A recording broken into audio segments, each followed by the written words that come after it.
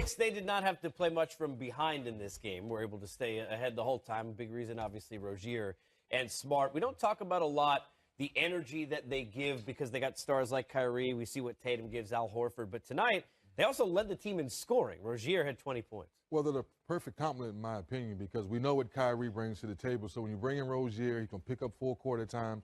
We know he can break his man down and get to the basket. But this year, he's shooting the three ball better and he's shooting the jump shot overall better. And Smart, he's your junkyard dog. When he comes in, you know he's going to play D, do the dirty work. We saw the other night how he got hard and a little frustrated at the end of the game. That's what makes the difference. When Kyrie's on the floor, you know it's going to be explosive. Those other two guys come in, things get a little grittier. All right, Shaq, give me the truth on back-to-back and how much we should really put that into what we saw from the Cavs. Because defensively, a lot of easy baskets, a lot of transition buckets from the Celtics. How much of that can we attribute to playing back-to-back for Cleveland? Well, you know, good teams do not use that as an excuse, but you can't really judge the Cavaliers until IT comes back. He has a minute restriction. He can't play back-to-back.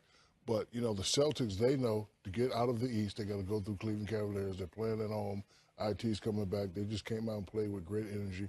When you're a veteran team, sometimes you go through the excuse, hey, it was a back-to-back. But I think Boston was really ready tonight. You know, by them winning this game, it was good for their psyche. You mentioned IT. Obviously, we don't see him on the floor tonight. It was great to see him. And yeah, look, you got 17 minutes and 17 points, 19 minutes. Pretty good first game. But nice ovation from the crowd. Regardless of what happened in Shaq said with the business aspect, that wasn't the relationship with the city. And after everything that he went through, and look, you've been through it, with the loss of a family member, I think that relationship will continue to be tight no matter what. For 2.5 years, in that organization, the fan base saw what Isaiah Thomas gave them. So I thought it was an excellent job for them giving the stand ovation. After the game, having the fans, the ushers, some of the ownership group, different people that I know that he touched their lives in just a short 2.5 years. But sometimes you may be in an organization 5 to 7, sometimes 8 years. But let you know he put his imprint in that community as well. So happy to see everyone do the right thing for him. He's a classy guy, took the high road. We know he's handled this well, Shaq, regardless. But how tough is that?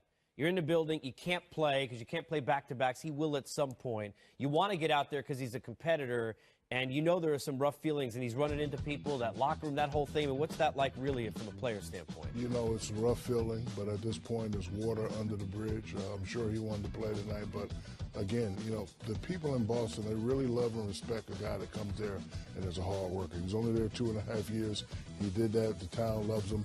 If he does have beef with somebody, it's probably with Danny Ainge. Rumors are they had a you know, behind the door closed meeting. I don't know what was said. It really doesn't matter what was said. But again, you know, it's different reasons why you get traded. You're a disruption to the team. We draft you and you're not doing whatever, or the business of basketball. And, you know, for his circumstance, it was the business of basketball. You know, Danny Ainge said, you know, we got a guy that's a little bit older, deserving max dollars. We have a disgruntled